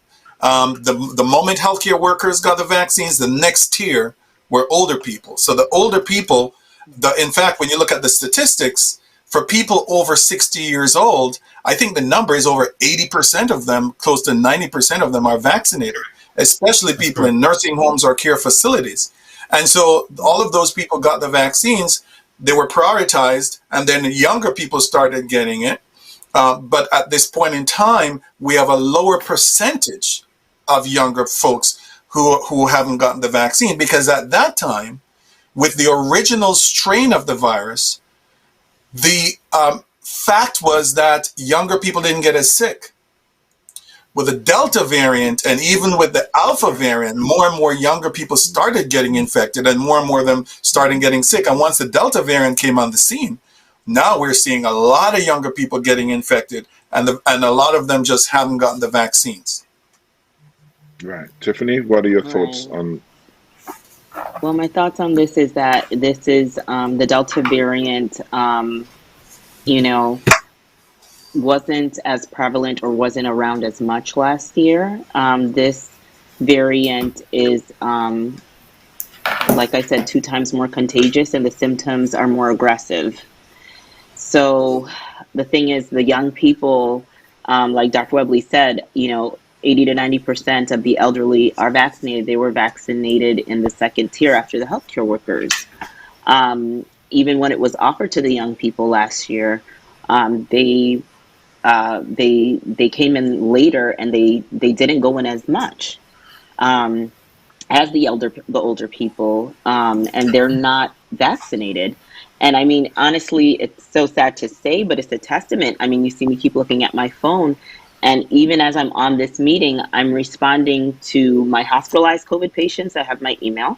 I'm responding, and every last one of these responses I've had since I've been on here, 10 different conversations, they're all unvaccinated. And out of the 10, about 7 are hospitalized. And they're texting me, they're emailing me back and forth, and they're all under the age of 30. So that's what I'm saying, is that the Delta is here, and it's way more deadly, and it's way more contagious. And unfortunately, the young people, they didn't realize it, and they didn't realize the significance and the importance of getting vaccinated. And now they're suffering the consequences. And this is really a pandemic. Delta is really taking out not even the young people, the unvaccinated. It just so happens that most young people are unvaccinated. So let me ask this then. It says, and this may be again, Dr. McSween, Dr. Webley, do vaccinated persons shed protein, and can they negatively affect unvaccinated people by being near them? I don't really know exactly what that means, but maybe you can help there. Absolutely. You know, Pastor, this is the whole conversation that a lot of conspiracy and other people who are misinformed or uninformed have been pushing, that the spike protein that you're giving in either of these vaccines is actually toxic in of itself. That is simply not true. This is a simple protein. It's a glycoprotein. Almost every virus have them, right? The glycoprotein on the surface of HIV, the HA and NA proteins on influenza are the same types of proteins. It's just that this one is specific to the coronavirus. These proteins are not toxic proteins. Proteins that are toxic are known. You only have a handful of them, and everybody knows what they are. They are able to damage cells, mostly red blood cells, when they get into the body. This is not one of them. This is simply a protein that the virus uses to attach to cells to get in. And so if you get the vaccine, you're not going to be shedding spike proteins, because as Dr. McSween said, number one, the messenger RNA gets destroyed after it's been read, but also the protein gets destroyed. You see, people don't realize the immune system doesn't see a tiny piece of protein. When it sees a protein like the spike protein, it's like it sees a house. It is not responding to the house as a whole. It's responding to the windows and to the doors and to the locks and to the ceiling and to everything separately. In other words, you have a different B cell that's responding to the door, and a totally different clone of B cells responding to the window, and a totally different ones responding to the grill, and so on and so forth. So in the end, you have to break this protein down. The immune system has to break this protein down in order to respond to it. In fact, your T cells, which we haven't talked about, because most people out there who are talking about this know about B cells because people have been talking about antibodies, but they don't know about T cells. T cells have to help B cells to produce antibodies. Without the help of T cells, B cells can do nothing, right? And T cells see proteins that are broken down into what we call amino acids. Proteins are made up of amino acids. And so what the T cells are seeing are anywhere from 11 to 17 amino acids at a time. In other words, it's stripping this thing down to its constituent parts. So when it's done, you don't have any spike proteins anymore. 3 weeks after you've gotten vaccinated, if I should go in with a mass spectrometer and test your blood and your system, you would have no more spike proteins. All you have now is an immune memory of having seen that thing that the body chewed apart, because this is what your body does. So these spike proteins, number one, are not dangerous. Number two, they don't stick around. You're not shedding them. That's can't make it any clearer than that. Do you want to come in there, Tiffany? Yeah, go ahead. The question, just to answer the comment, so I don't know if they truly meant proteins, but can vaccinated people who are exposed to the virus, who may, when they get the virus, because they are vaccinated, they might have a sniffle, can they pass that infection onto somebody unvaccinated? And they absolutely can. Answer is yes. And yes, that person will do way worse than them. They'll do way worse than them. The sniffle that the vaccinated have, that unvaccinated person will be hospitalized and possibly placed on a vent. So yes, I mean, our immune systems are working with this vaccine, and our immune systems is being trained for what it's supposed to do. But unfortunately, the unvaccinated, they don't have that advantage. So they're going to end up sicker. Now, just a real question to come in again is why? Okay, how can we be sure that COVID vaccine is safe? It was developed too quickly. Um, am I, or am I? I'm going to say, am I? It's a question. Being used as a guinea pig if I take the vaccine. Who wants to take that one? You want me to start up, Doc, or you want to go ahead? Go ahead. Go ahead, Doc. Well, you know, these vaccines had about 40,000 people in their clinical trials. Correct. Okay. 40,000 people for the Pfizer Moderna vaccines, over 40,000 people in their clinical trials. As I showed you on my slide, over 4.88 billion people have been vaccinated. The question you have to ask is, how many more people do you need to get a vaccine for you not to be a guinea pig anymore?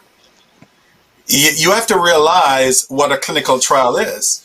A clinical trial is designed to tell you who gets what and are there things about this that you're not seeing, right? So at this stage, as I showed in my slides, mRNA vaccines are not a new technology. mRNA vaccines have been explored and researched for 20-something years now, right? In earnest, over the past 8 or so years. Moderna is a 6 to 8 year company, and this is all they've ever done, mRNA technology. This is all they've ever done. Everything that they've tried to create is from mRNA, so it couldn't be new. Moderna had been in conversations and in collaborations with the National Institutes of Health. So Kizzmekia Corbett, an African-American woman who worked on this Moderna vaccine, has been working on this for 6 years, right? For a COVID vaccine. Not for this current coronavirus, but for the original SARS and MERS coronaviruses. So again, yes, it is the first time we've had a licensed coronavirus vaccine, but it's not the first time these vaccines have been tried in humans.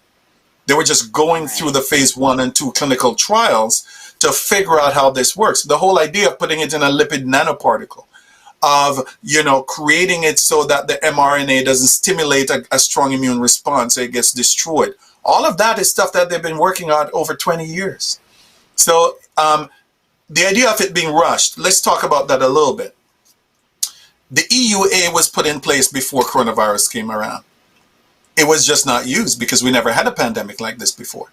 The EUA is like, if you see an ambulance driving on the street, Pastor, and there's no emergency, their lights are not on, their sirens are not blaring, and they drive in traffic like everybody else. However, you wouldn't want your loved one to be at home having a heart attack, and you're driving at speed limit in an ambulance to go to them.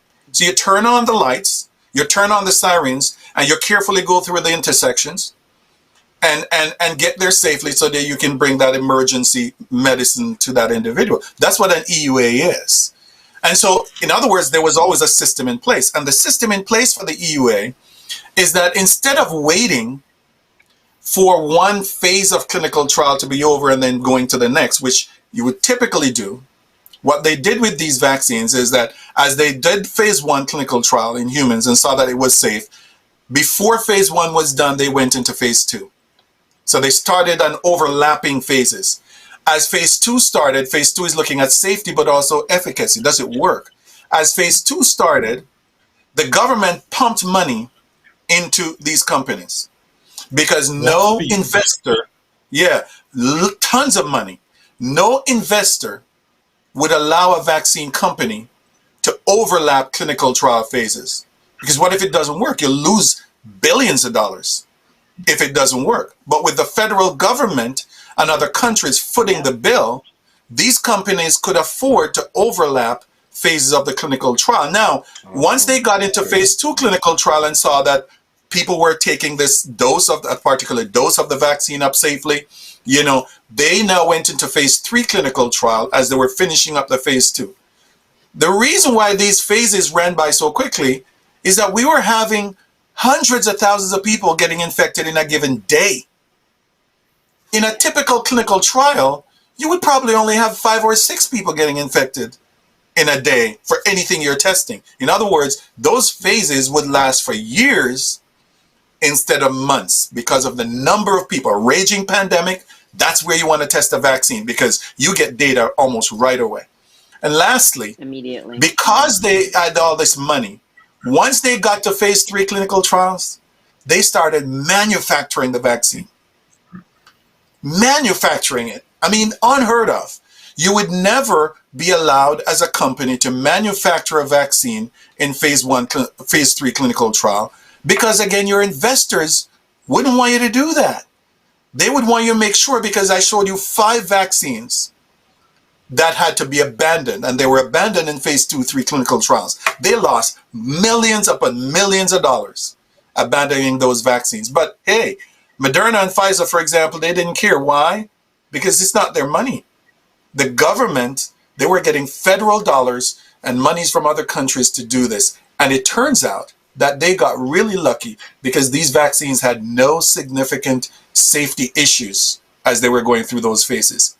We have never seen that before. Most vaccines have several safety issues that you have to go back to. You have to readjust doses and stuff. They did this so right because they had so much experience doing that. That is why these vaccines were created at the speed that they were created. No shortcuts were made.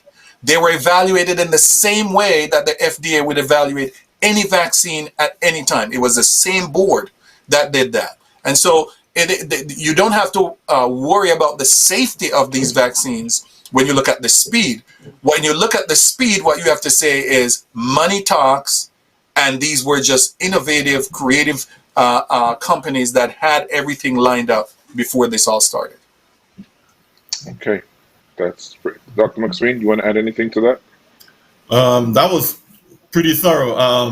The one thing I want to mention, individuals.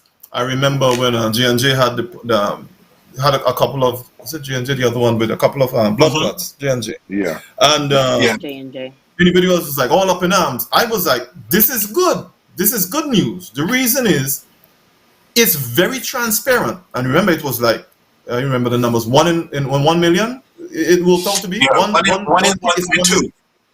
1 in 1.2 million. And they decided, you know what, wait, hit the brakes. Let's just check it out, make sure everything is fine. And then they started that. 1 in 1.2, one case in 1.2 million. That tells you how much care and scrutiny and very methodical.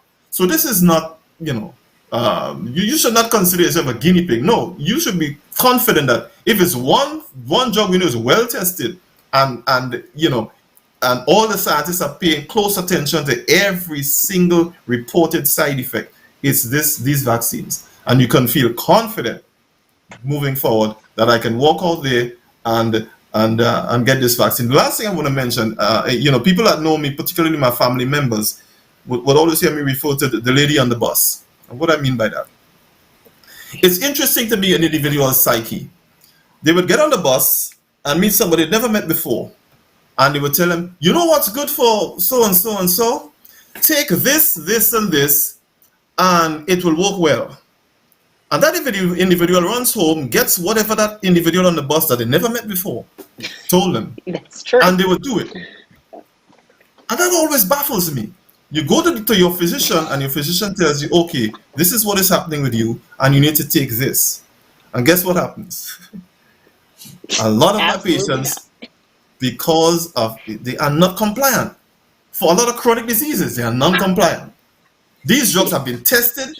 These guys that give you that have went to school. They have the stuff on the wall to say how many years of school they've been to, and test on these phase 1, 2, and 3, and post-marketing surveillance, which means after the drug comes out, we're still checking.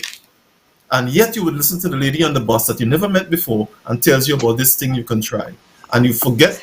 So that psyche, I say that to say to those individuals that are listening, these things have been tested, retested, and every possible side effect that we could dig up from every end of the world was collected and tabulated. And that's why we can say with all authority, it is safe. It is safe to take. When you consider the option, if you do not take it, what are your options? That is not something that should be up for question tonight. Because when you look at you just look around and you look at the data and you look at the individuals that you see on the deathbed saying, I wish I had taken this vaccine. But guess what? It is too late. So, Pastor, that's all I can say on this issue. We are running out of time, but I want to take a few more quick questions about the booster. A few questions about the booster. But before I get to that, why are people dying that are fully vaccinated? That's one that's just come in. Why are people who are fully vaccinated also dying? We know 95% of those who are not vaccinated, but that 5%, and of that 5%, I don't know what percentage of that are actually persons who are dying, but there are fully vaccinated people who are dying. So it seems like a straightforward answer, but Tiffany, Dr. Lovely, anyone want to take this one? Well, we assume that we know everybody's vaccine immune status, right? But we don't. There are people who have been vaccinated, but they don't, if you should check all of us who are vaccinated, even when they're in one family, some of us have a better level of antibody than the other. Underlying conditions, a COVID vaccine doesn't prevent somebody from dying from heart disease. It just prevents you from dying from COVID, right? And so, when you go out and you see your patients, you're going to have patients with underlying conditions, people who have been transplant recipients, who have to be on immunosuppressive therapy, people who probably were cancer survivors, and Tiffany can tell you better the wide range of patients that she's seeing. And so patients will die. Number one, the vaccines are not 100% for everybody. It means that for every single person who gets the vaccine, there's a 98% or a 95% chance that this vaccine will protect you from hospitalization and death. There is always a chance that it won't. And so many factors affect how well you respond to a vaccine. Most people don't realize this, but your immune system fluctuates between morning and night. They know that if you get vaccinated later in the evening, your body doesn't respond as well to it as it does in the morning. These are little nuances of immune repertoire, and I'll leave it for Tiffany to finish up.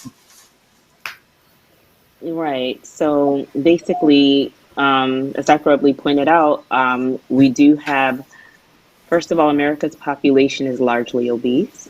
That's a pandemic and an epidemic that we have been fighting for years.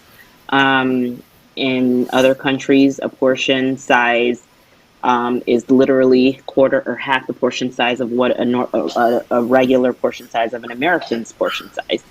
So obesity in and of itself comes with its own comorbid conditions. Obesity comes with high cholesterol, it comes with heart disease, it comes with diabetes, it comes with high blood pressure, it comes with cancer. So even so, especially in this country, and like I said earlier, let's not forsake anything. So if it was a time to stop smoking, do it now. If there was a time to lose weight, do it now. If there was a time to take all the vitamins that Dr. McSween put up, do it now. If there's a time to get vaccinated, do it now. Because basically this COVID takes no prisoners. And with America being largely obese, and I could speak for America because I'm an American, and what we eat is amazing. It amazes me. With us being largely obese and obesity carrying its own set of comorbidities, vaccines and actually nothing, and I tell my patients this all the time, nothing is 100%. They will go and they'll get stomach bypass surgery and they'll say, oh, great, I'm not going to be obese anymore. I have dealt with patients that I have had to work up for their third obesity bariatric surgery. What does that mean? Even if they staple your stomach closed, no matter what they do, it's also up to you. And honestly, nothing, not even surgery, not even a vaccination, is going to be 100%. Okay, thank you. We are fast out of time. We have 5 minutes left, but I want to just talk about boosters. A couple of seniors have asked about boosters, and can we just hear a little bit about that. Why do we need to take it? When should we take it? Should we take it? And all of that. So let's just have a round on boosters, and we're going to probably end on this. Thank you so much. For the boosters, very quickly, remember, this is the first time we are doing this particular vaccine, and we need the data. It's now coming in, so we're seeing that the protection is beginning to wane after several months. So the FDA, I think, came out recently with they said the possibility they're going to start in September, which is next month. Remember, those individuals that should be at the front of the line is those individuals that did not mount as robust a response to the vaccine as the other person who was not immunosuppressed. So those individuals who were immunosuppressed, those like transplant patients, patients that are on active chemotherapy, those individuals who was not able to mount the kind of response that, let's say, myself or Dr. Webley was able to mount. So because of that, their starting point was lower than where my starting point has been. So if you start a little lower, over time, it starts to wane. And at some point, you need to bump back up again. And that's essentially what a booster shot is. It's the same shot you're getting. It's nothing different from the first or the second shot. But because it's the level of protection begins to wane, antibody begins to wane, then you need a booster to show up. The thing is, still working out the data. As I said, everything has to be data driven. We're not guessing about these things. Everything has to be data driven. So the first individuals have to be those individuals that have been immunosuppressed, transplant patients, oncology patients, those type of patients. Those would be at the front of the line. And as more data comes out, I guess we'll get some more definitive. But as for right now, those individuals will be at the front of the line, and basically it's going to start more than likely sometime in September. Okay. Tiffany, boosters? I definitely agree with Dr. McSween. The people that are highly at risk, such as the cancer patients, HIV patients, those patients who didn't have the opportunity to mount as good a response as the rest of us who are vaccinated can mount. Those people definitely need to be in the and I believe that hopefully it can be in stages, because it can be them first, and then even later on our elderly patients. Our elderly patients are, my grandmother is 95 years old. Her response of mounting an immune response is not going to be mine. So I hope that they can eventually roll that out in stages, even as they did before last year. So, and I recommend the boosters as well. Okay, we are out of time, but we want to just thank you all for your comments. We have other questions that are coming in. I would be tempted to say more, but I think what we want to encourage you to do is to go back and watch the broadcast. It's going to be on our YouTube page, Lauderhill SDA, and so go back, go through Dr. Webley's presentation, go through all of the presentations. The information is there. One of the things I want to sign off with is just what someone put in the chat: 4.8 billion people vaccinated. The numbers don't lie. The numbers don't lie. And we do hope that this has served as a help for you to make an informed decision as it regards to not only your health, but the health of those around you. Before we close out, I want to take a final thought from each of our panelists, and then we'll close out with prayer. Let's start ladies first. Tiffany, please. Thank you. Yes, this is amazing. Just very short. Remembering that we are definitely dealing with the Delta variant. This variant is, again, I'll recap, it's 2 times as contagious as the previous variants. And it's more severe. Your symptoms will be more severe. Your breathing status can be more severe. Your pneumonia can be more severe. So I leave you with this. all the theories that may be in your mind that you may have seen on the news, you may have heard from someone on the bus, you may have heard from your friends. Are those theories worth your 95-year-old grandmother? Don't even think about yourself at this time. Are those theories worth your child? Your kids under 12 can't get vaccinated, okay? And when kids get it, they can get it and nothing happened, or they can get it and they can go into heart failure, which I've dealt with a patient that happened with. Okay, so with kids, unfortunately, it's sometimes either nothing or everything and you lose the child. Are these theories and these speculative things in your mind worth their life when you look at your child under 12, when you look at your elderly parents, when you look at yourself? I encourage you, as my fellow Jamaicans, as my fellow island people, do all your bush and, in addition, get vaccinated. Do your vitamins, lose weight, and take care of yourself. Do everything that you know how to do. Use all the tools that are at your disposal, because COVID is not taking any prisoners. Have a good evening. Thank you so much. Dr. McSween. Yes, you know, I when I look at how the sequence of events and things that seem completely unrelated. For example, several years ago, we mapped out the genome, the human genome. They developed the ability to map the sequence DNA. And then, you know, we have MERS and SARS, COVID-1, as Dr. Webley pointed out. And then we started work without having a pandemic, started work, and they continue to work on this particular type of vaccine using this technology, messenger RNA. And here comes COVID. And just at the right time, and all the scientists throughout the world put their head together, and drug companies put their heads together. Some things I've never seen before. And thankfully, the governments also funded these programs, as Dr. Webley so eloquently described. And God, I believe, brethren, with all my heart, God provided a way of escape for us with these vaccines. Absolutely. He provided a way of escape. And here we are today. If we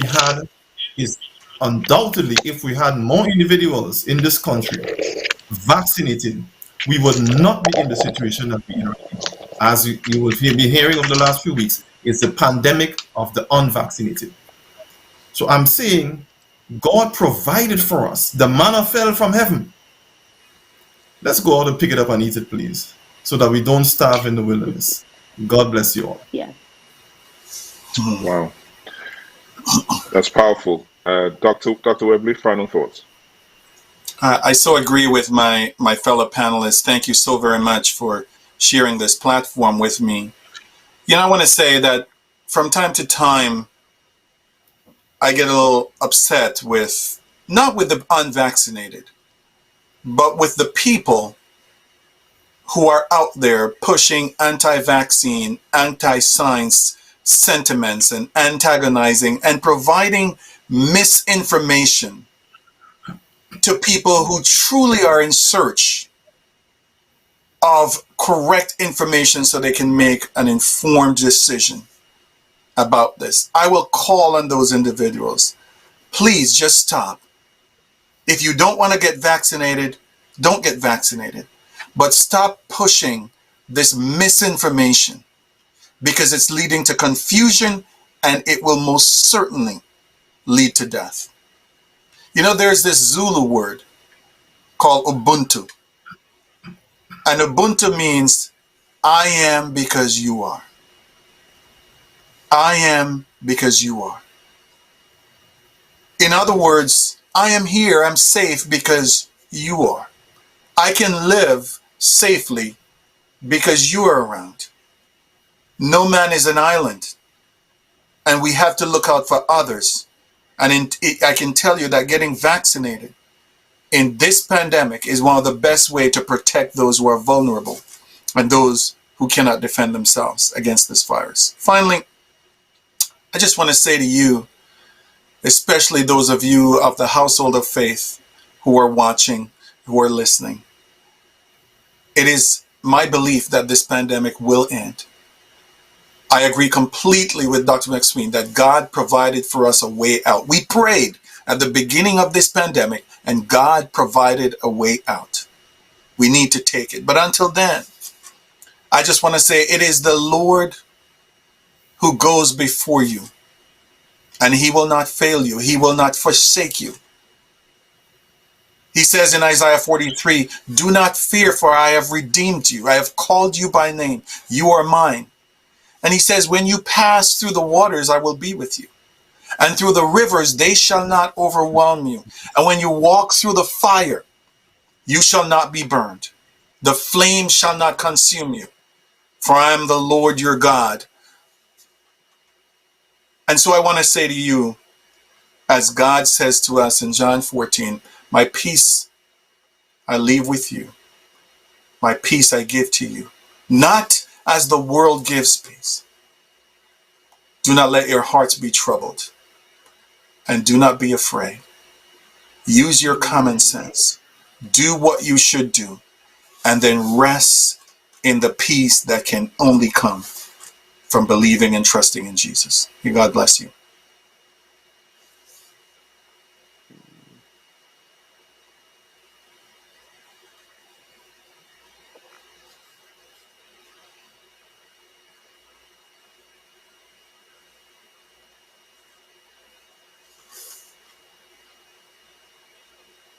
You're muted. Pastor Gordon, you're muted. We're not hearing you, Pastor. Pastor, you're muted. We can't hear you. You need to unmute, Pastor. You need to unmute.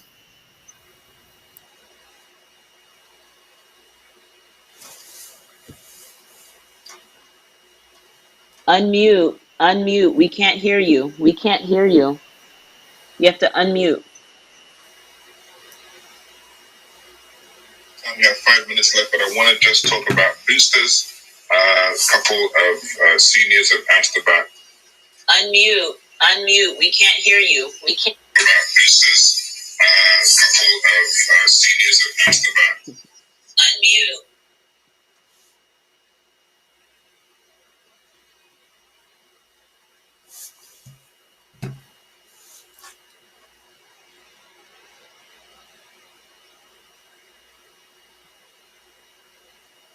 I think that might be the controller. Just need to unmute him for broadcast. The controller probably needs to unmute.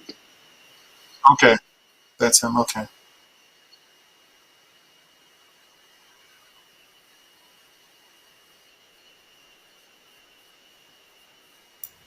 Okay. Thank you all for joining us this evening. We really appreciate it, and we hope that this has been a blessing. And share the information, as Pastor told you, it can be accessed on our Facebook page, YouTube. So please share this information, and thank you for your support. Let us pray. Father in heaven, we thank you so much for the knowledge you have blessed us with as mankind, and you have outfitted us so that we can find healing and rest and restoration in this world. We ask a special blessing on every individual that has been a part of our audience this evening. May you bless each home. And Lord, as we know that individuals are scared, but you, Lord, can bring peace. You can bring quiet. You can bring restitution and rest to each home. Bless each participant. Bless each home represented. And we thank you and we praise you for what you have done in our lives. And we look forward with eager anticipation for what you're about to do. Bless us to this end, we pray. In Jesus' holy name. Amen. Amen. Amen. Amen. Bye, everybody.